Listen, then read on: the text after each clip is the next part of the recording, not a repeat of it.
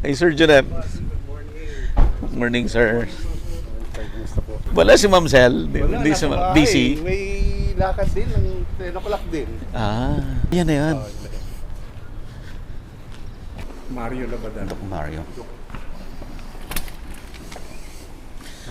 Morning. Morning, Doc. Pugi. Doc, ipakita na natin yung yung inyong factory. Tinatago. Yung so far sa lahat ng na feature ko na related to fertilizer, kayo lang ang magpapakita ng ganito nung magandang factory. Gusto mo bang matuto ng agribusiness, crops, livestock and poultry, aquaculture, at ma-inspire sa mga success stories? Agribusiness, how it works! As a YouTube channel, Agribusiness features entrepreneurs, farmers, organizations, OFWs, investors. However, beyond our usual content and official endorsements, Agribusiness does not engage in other business dealings with them. While our viewers and featured individuals and entities may choose to pursue business deals with each other on their own, we encourage them to be cautious in doing so. Good news po sa lahat ng subscriber ng Agribusiness How It Works. Mamimigay po tayo ng libreng Bio-N. Ang gagawin nyo lang ay basahin yung video description box ng bawat video ng Bio-N dito sa Agribusiness. Yung link po na makukuha nyo sa YouTube para sa Google Form, yun lang po ang legit na link. Or mag-message po kayo sa Facebook page ng Agribusiness. Mamimigay po tayo sa individual farmers at mas maganda kung group of farmers po kayo para minsanan ang bigayan ng libreng Bio-N. Ito po ay para sa subscribers ng Agribusiness How It Works. Kaya mag-subscribe na po kayo. Siguro, background na tayo na konti. Itong product na ito sa UPLB ito eh. Yes, Doc. Binigyan kami ng licensing agreement dahil nung sila gumagawa, meron silang project ng DA, LGU, at saka UP Biotech. Sinusuplayan ng UP Biotech ang mga mixer ng LGU at saka DA. Yung model na yon for 20 years ginagawa nila, pero yung volume nila hindi makaahon. Less than 1% ng kailangan ng Pilipinas na nagagawa nila. So, pumasok kami. Inimbita kami ni Dr. Javier. Sabi niya, baka pwedeng i-commercialize nitong produkto na ito. Napakaganda. So, doon kami nagsimula. Nagkaroon kami ng licensing agreement. Pagkatapos, tinayo namin itong planta. Itong planta ito, may capacity ngayon ito na lahat ng requirement ng buong Pilipinas Kaya-kaya. nasuplayan ng Bio-N. Pero nga, mabuti nandito ka, hindi marami nakakaalam kung ano itong plantang tinayo namin. Mukhang wala pa sa mga specialist natin na nakapunta rito.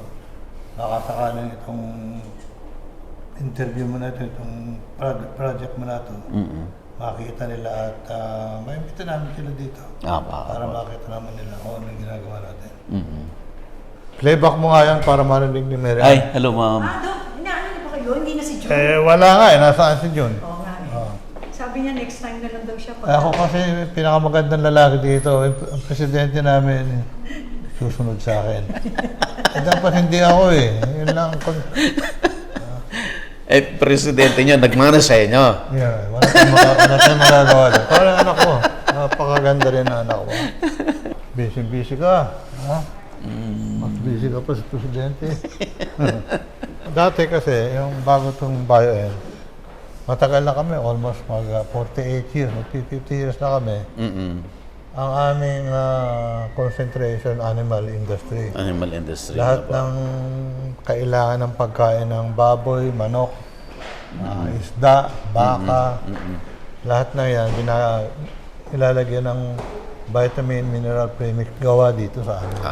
Parang ingredients po para Ingredient makagawa ng feeds. Ngayon, sa halaman, fertilizer, bio-N. Kaya, agri-specialist, nabuo yung animal at saka plant. Ito yung mga produkto namin. Yan. Ayan. Mga enzyme, puro enzyme yan. Ito ngayon yung bago natin. Ito yung bio-N natin. Bio-N natin, Ayan. Ito mga customer natin. Ito yung mga customers. Bigatin, no? Ito yung mga ginawa nyo na. San Miguel, ginagawa. Ayan, Bayer, ginagawa. Bayer, sa inyo rin. So, Nagpapagawa. mga bigatin yung mga Wala pa lang dyan. ilan ko, ginagawa rin namin. So, lahat ng ito, sinusupply namin sa kanila. Ito nga ang pinakabago bio-N. Ayan. Sino po yung scientist na nakadiscover Dito, nitong technology? 1990s yun si Dr. Mercedes Garcia. Scientist na UP Biotech. UP Biotech siya. Yung aming licensing agreement, naka-umbrella pa rin kami sa kanila. Lahat ng technical seminar namin, information, natatawag namin sila. Nandito sila palagi. At itong planta natin, sinupervise yung installation and commissioning ni Dr. Ray Neiva, scientist din ng biotech. So, ang umbrella na to nasa biotech pa rin. Hindi kami pinababayaan. Pero kami ngayon, meron na rin tao na mga katulad sa biotech. Nag-hire kami ng mga microbiologists, 4 na engineer para shift supervisor natin. Para walang paltos na hindi mekanikong basta-basta ang ginagamit. Puro engineer ang ginagamit. Mamimit mo sila ngayon. Apa. Okay. Sige po. Baka hindi kasi sa kanya, medyo malaki siya nito eh. Sinabi talaga ni Doc. Nakita ko lang. So, ito na pa yung planta, Ito sir. na yung planta natin. Sino pong nagpangalan ng bio-N? Sila? Meron niyang trademark registration sa IPOPIL. Walang iba makakagamit nitong bio-N kundi tayo na ngayon. Dahil tayo ang licensee. Exclusive tayo dito. Exclusive, sir. Exclusive. Kailan naman gano'n dahil pagkakagastos natin ng marketing nito, promotion. Ito na, simulan natin. Yan. Morning. Ako muna magsisimula.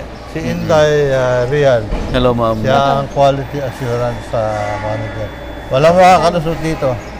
Kung baga sa Madre Superiora. Pagka sinabi niya hindi pwede, hindi po pwede. Yun, no? Talagang dikahon. Dikahon tayo. Ang tawag dun sa ating ISO certified kami.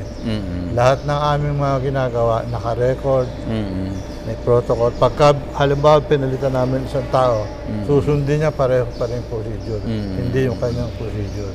Yun ang ISO certification na aming matagal lang ginawa. Ito pa ang aming mga managers. Si Ayan, siya ang production manager ng bio-N. Ang plant manager, itong paborito ko ito. Sir Jimmy. Hi, good morning po. Jimmy, favorite son-in-law ko ito eh. Nag-iisa lang kasi. Nag-iisa lang ang son-in-law ko ito. Favorite ko. Simulan natin dito sa... Saka si Ma'am Mary, ano? Matagal na namin. PPE no? PPE muna. Apo. Hindi siya papayag na papasok kayo kung saan galing yung Ako nga. pagkatapos nyo Ako eh. din. Stricto talaga. So ito ang una nating planta. Pakikita ka. Yes, Tayo Doc mo Maria. ako. Apo. Ito ang heart and soul ng planta. Ito yung mga pulsating vacuum sterilizer ang tawag. Lahat ng Beef raw materials. lahat ng materials na magdadalang bacteria pinapasok muna dito. Ngayon, yung unang nakuha namin sa biotech, ang kanilang ginagamit, soil and charcoal. Parang hindi sustainable ang charcoal. Sisiraan natin ang kalikasan. Di ba? So, simula pa lang, inisip na namin gumamit ng ibang carrier. Ginamit namin Yun ngayon, aprubahan na ng FPA. Gagamitin natin yun. Yung dating 3 araw na nilalagay dito yung carrier para maging sterile. Charcoal na Isang araw lang. Isang araw na lang. At saka ito din, lahat ng ilagay mo dyan na materyales, hanggang sa kaloob-looban niya, sterilize. Yung mga local natin na inumpisa namin, yun lang ibabaw na sterilize. Kaya ito, in-import natin lahat ito. So, halika. Aba. Yan makikita mo. Okay. Ito ang umpisa natin na ginawa namin kauna-unahang planta. Karoon ka na ng idea na yung mga makinang yan, pinagkahalo dyan yung microbio at saka yung carrier na nandito. Yun yung makina na yun. No? Nakatimbang pareho yan. Lahat na yan, papasok ang liquid na microbe, papasok ang carrier, 200 grams yan, nakaseal na, mayroong quality control dito, tinitimbang na lahat yan. Papasok tayo doon para makita mo, masalat mo kung ano yung aming ginagamit ng mga makina. Apa. Doc, yung itong BioN, 'di ba? Yung discovery ni Dr. Garcia. Ang kwento nito ay nanggaling sa Magandang kwento yan. Apa. Natandaan mo yung pumutok ang pinatubo. Nagdadaan ka sa Pampanga, yung buong yun, lahar. Walang tumutubo dun. After a while, bakit nagkaroon ng tumutubong talahib? Talahib. Oh. So na itong mga scientifico, sabi ano kaya? Anong meron sa... Meron dito na bakit tumubo, wala namang lupa. Lahat yan. Binunot. Tinignan ng roots, nilang ugat. Doon nila nakita na meron doong microorganism. Ito yung Aspergillum na in-isolate ni Dr. Garcia. Parang pinurify niya, in-isolate niya talaga yung grupo na nagpapatubo. Sa ano. Ito ay nakita nilang nitrogen fixing bacteria, Aspergillum. Doon na nagsimula yung kwento na yan.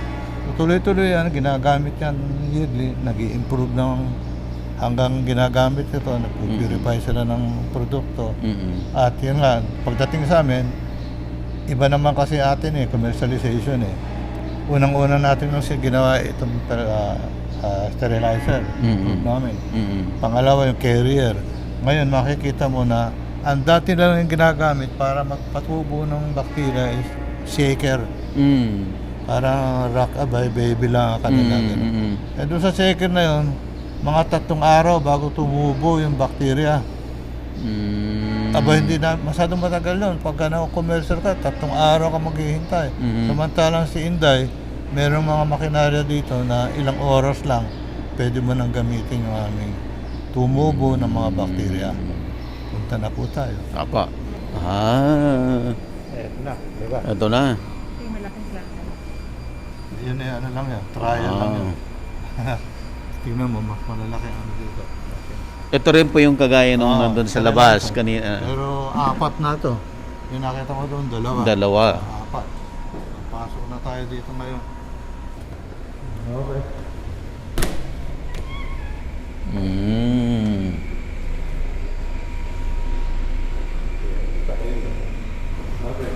Ito yung carrier natin. Ito yung nanggaling na doon sa sterilizer natin. Sterilizer. Saan po nagagaling itong Doc? Mini-mini sa Pilipinas. Napakadami dito at pinakamagandang sa buong mundo. Nasa nakita Pilipinas? dito Sa Pilipinas. Kaya medyo kami ganadong gamitin ito. Napakalinis at ang kanilang butil ay consistent quality nila.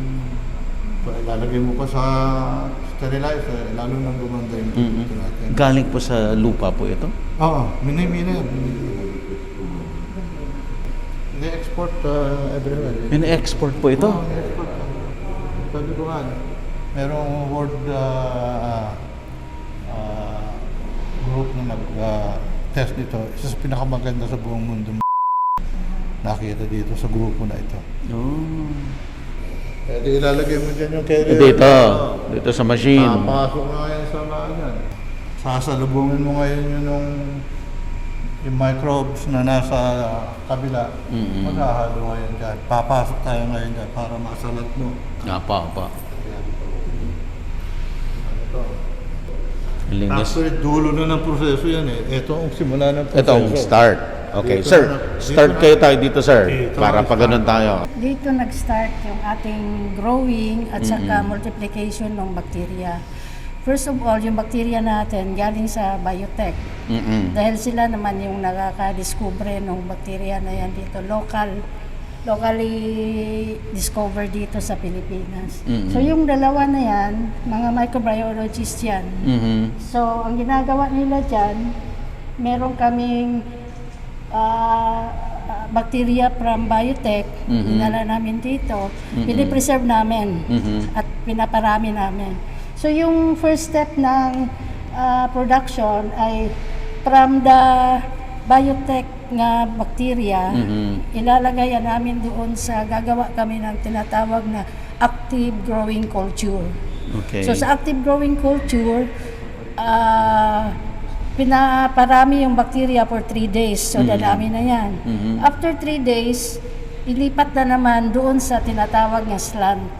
Para yung bacteria kasi hindi naman yan lumalaki, kundi dumadami yung kanyang population. Palaki na ng palaki yung vessel. So, after this, ilipat nila doon sa slant. Yung slant naman ay mga test tube lang yan eh. Ito po yung ginagawa ng dalawang microbiologists kanina, no? Oo. Yung nakita natin doon. Tapos ito, after 3 days, After 3 ililipat days, dito ililipat sa... dyan sa test tube. test tube. Ayan yung slant ang tawag. Yan yung slant, Oo. okay. Ito, pinapatubo ito doon sa incubator. So pagdating po doon, ang tawag po ulit doon, ma'am? Incubator shaker. Yan, yung incubator shaker. Ano po ang Incubator next? shaker. Ito po, incubator shaker. Ayan, ito yan. Ito siya. It will stay there for 24 hours. 24 hours. Di bali, ano dadami na? naman siya. 3 days, 3 days, 1 day, 7 days na. Dadami na naman siya. Dadami na naman yung kanyang population eh. Dahil yung bakterya kasi hindi naman tataba, hindi naman kundi Dumadami lang. dadami lang, mag-i-split lang siya. So, after harvesting doon sa incubator shaker siya, Diretso na dito. ilipat natin dito. Okay, so naka-shortcut po tayo, ay nakatipid tayo ng Dalawang araw. 2 araw. Okay.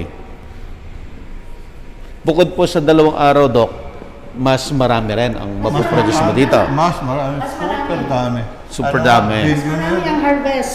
Mas marami ang harvest. Mas marami ang yield. Ito na yung mga bioreactors. Ito na yung bioreactors. So, iyan. Apa. Yan is our industrial engineer. Ah. Siya po ang, basta sa mga makinarya, siya. So, iyan. Yung growing ng bakterya, Sa mga Maminda. microbiologist ni Inday. Yung Maminday. Pagdating sa mga makina na to, ang packaging, engineer na humahawak. Si Engineer Ayan Cabrera. Okay, Sir Ian. Yun po, yun nga, sinabi ni Ma'am Inday po na after po nila maparami dun sa incubator shaker, dito naman po kami mag-inoculation. Okay. Then inoculation, meron din po yung maglalagay kami ng media, yung kanyang pinakapabaon, pagkain, then yung i-inoculate na namin yung bacteria. Tapos, magseset na po kami dito, yung sinasabi nga ni Doc, dito na-adjust namin yung mga parameters. Meron kami dito ang aeration, steering, yung temperature, pH, and dissolved oxygen. Lahat yan, na-adjust namin, depende sa gusto ng bacteria.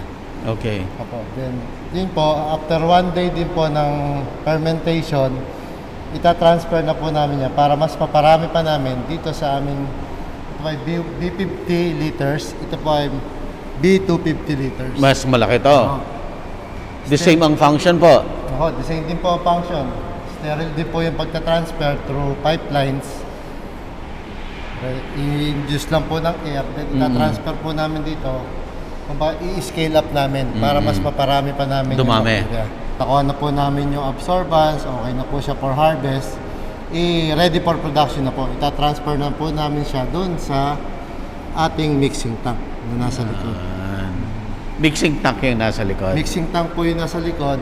Then yung other one po is yung pabaon pa rin niya. Puntahan natin, Okay, sir. sige. Okay. So pare-parehas po ito, no? Itong Pare-parehas tatlo. po yan. Tatlo po na B250 liters. Okay, and then Ang minimix po namin dito, yung ready to harvest na po na bacteria from B250 at saka yung kanya magiging pabaon. May pabaon din ulit. Yung pabaon po nandito, sterilize namin yan din. Then after sterilization, papalamigin, tatransfer po namin dito Okay.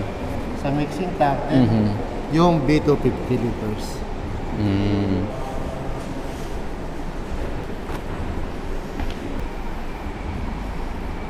Ito yung aming mixing. Ito yung aming storage tank. Ito yung aming... Same lang po yan, diba?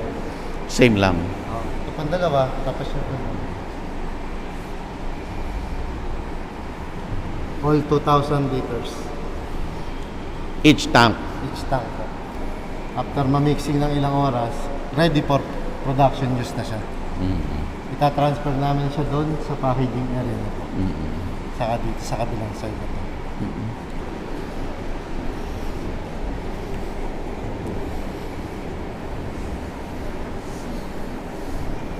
Ito na po yan, no? Yan na, Ito yan na na yung po yan. finished product. Ito na yung finished product namin. Doc Mario, yun nga, yung kanina, konento nyo na nung binunot yung talahib, it's a nitrogen-fixing bacteria. Tapos, so ito na ngayon, ito yung kinulture, ito na yung bio-N. Doc, paano nag-work naman yan sa halaman? Nung nag-aaral sila, Dr. Garcia, nakita nila na pag itinanim nila yung halaman na ganyan, tutubo yun. Pero sa halip na ang kahambing ay nitrogen na chemical, nakita niya na yung ugat ng mga halaman na nilagyan niya ng bio-N. Hindi lang diretso ang tubo. Ganon ang daming tubo. Pa-spread. Pa-spread. So outside of the nitrogen na talagang napipix niya, na may measure nila yun eh. Yung halaman na yun, mas marami nakakain ng nutrient. Dahil gumapang siya ng gusto.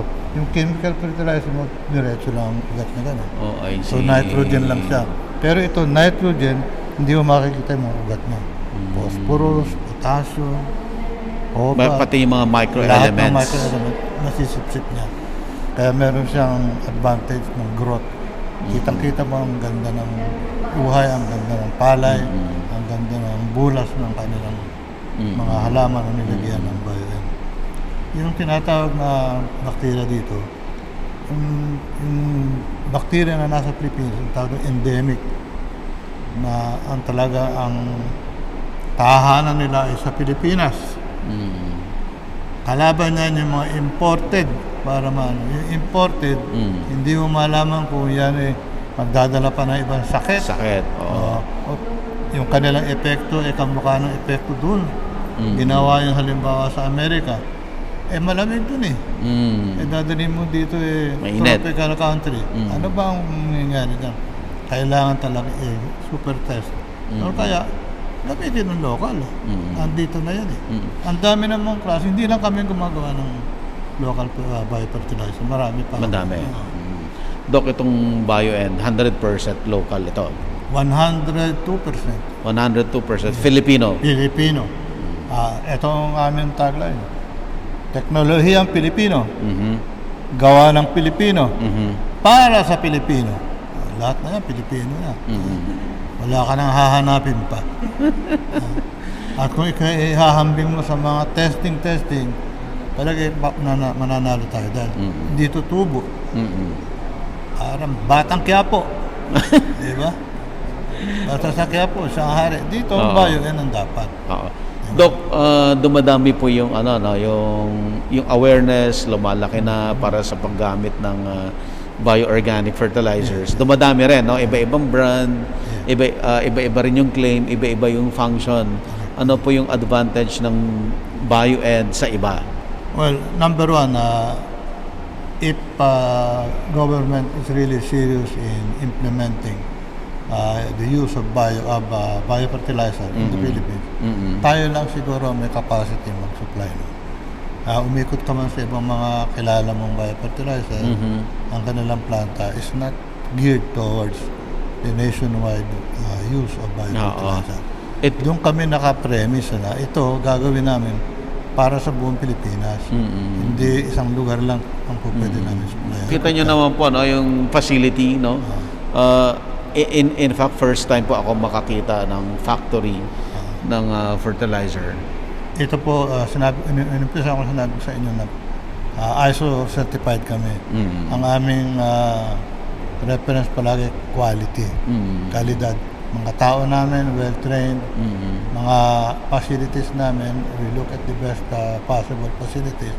And sabi nga na iba, pwede kang mahiga dito sa aming floor. Nakakita ka naman ng factory na ganyan kalinis. Factory ng pagkain ng baboy at manok, pagkain ng fertilizer. Siguro, ito globally, competitive tayo dito. Kaya-kaya nating atrakin ang mga kapit country natin.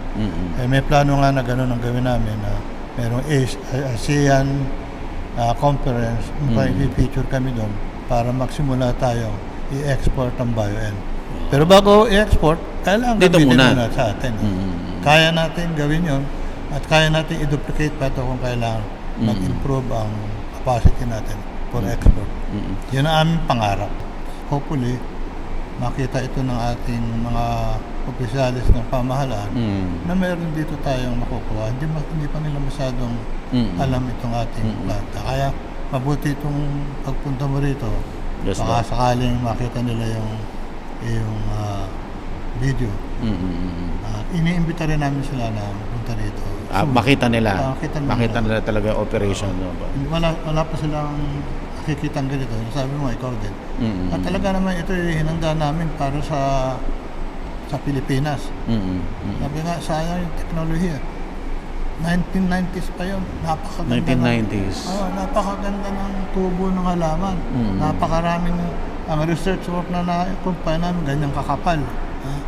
At sa amin ding pagsisikap, pinalaganap na namin ang mga demonstration sa farms. Oo. Nationwide mo ba Nationwide. demonstration, Doc? Nag-hire kami ng service provider. 100 tao yan. Pinalat namin sa buong Pilipinas. Lahat ng region meron. Isang tinatawag namin na agronomist covers about 5 to 6 towns. Okay. Ito cycles siya. Ikot siya. Meron silang head. Every 9 cluster may head sila. So, kung makikita mo, mag-travel ka sa Nueva Ecija, Isabela, ang daming techno-demo park. At ang kitang-kita mo ang diferensya ng tubo ng BioN versus walang BioN. Doc, itong diba napakadaming stocks ngayon, gaano ba katagal ang shelf lives nito? Hindi yan walang 12 expiration? 12 months. 12 months. Best before 12 months. Something like that. Aha. Kaya ibig sabihin, sa 12 months, may buhay pa rin dyan. Okay. Pero hindi kami naglalabas na outside of 12 months. Kaya nga ito, nung nasabi ko sa iyo, kung meron ka mga kasama na nangangailangan ng biofertilizer, pwede tayo magbigay sa kanila para masubukan nila ang ating product. Napakadami ito. Pwede ba natin ipatry ito sa mga subscriber na agribusiness, sir? Yes. Okay. We will be glad to donate. Walang bayad. And tapos pagdating doon sa grupo mo, meron kaming technology guidance. Tuturuan din sila. Tuturuan nila, hahaluin. Minsan mo lang gagamitin. Hahalo mo lang sa butil ng butil. palay. Tapos, yun na. Ito po yung sir, no, yung ready for sabog. Pwede isabog. Pwedeng isabog. Pwede rin sa... Pagpalay, isabog. Pwede rin Pag transplant. other crops. Pwede rin ganun. Halimbawa sa mais, ganun din. Pero ang process ay parang siniseed coat ho ba? Yeah, seed coating. Even for corn, Yeah. rice and corn, seed coating. Nakapakete, nakita mo yung attraction. Napakadali. Minsan mo lang gamitin. Minsan Pag lang. nilagay mo na sa cotton, pag tubo talaga ng ugat mo, bumunot ka ng ala na nilagyan ng bayan. Bumunot ka na, wala kitang-kita mo ang dami. Kita. Simula pa lang yan ang tubo niyan. Yung mga upcoming episodes po natin, after ng visit natin dito sa planta, ipapakita natin yung mga rice field talaga na nagamitan ng BioN. And we have a whole documentation of that. We'll give you pakita mo sa kanya para magkaroon ka ng idea where to go. Opo. Siguro thousands na amin demo plant around the Philippines. ano man lang masyadong nakakaalam eh. No? Kaya kailangan ko yung Batang Quiapo. Aba. Doc Mario, tanong ko lang, kasi yung direction ng government ay towards 50-50 use ng organic at saka inorganic. Sa paggamit ng bio-N, ba kailangan mo pa rin gumamit ng other fertilizers, let's say inorganic like urea? Yes. Ang tawag talaga dito, balanced fertilization. Okay. You cannot exist with one type only. Mm-hmm. Pag ginamit mo yung latte inorganic, halimbawa urea, nalalason yung lupa mo. Okay. Kalauna, hindi natutubo ang halaman. Ang halaman. Namumula na yung ano mo. Tumitigas. Mm-hmm. Nagiging toxic. Nagiging acidic. Mm-hmm. Kailangan mo yan balansehin ng biofertilizer. Ang biofertilizer, halimbawa gumagamit ka ng 4 na bag ng urea. Okay. Pwede mong tanggalin yung dalawa. Yung 1 dalawa. kilo lang ng biofertilizer, sapat na para matugunan yung inalis mo na 2 bag ng urea. Anong magkano ang presyo ng 2 bag? Siguro mga 3,000, 1,500 ang isang bag. Halimbawa. Eh, ang 1 kilo ng bayan, back less than 500 ka. So doon pa lang, tubo ka na ng 2,500. Tapos makaka-experience ka pa ng additional na yield. Mga 10, 15, yung mga Increase iba, of yield. 50, oh. Sir, despite of Additional. nagbawas ka ng Urea. urea or chemical fertilizer, nagbawas ka, gumamit ka ng bio-N. Yeah. So, in effect, nakatipid ka na. Malaki na And yet, tataas pa yung meron ka pang tataas na yield. yield. And then, yung lupa mo, hindi na malalason. Ibig sabihin, yung bacteria na yon gumagamit yun para yung lahat ng organic maging part na ng lupa. Yung kasing chemical, lason yan, hindi na. Apo. Sir, sa rice, on a per hectare basis, gaano kalaki yung i-increase ng Well, yield? Agribusiness merch is now available on Shopee and Lazada. Agribusiness, how it works. Instruct, inspire, succeed.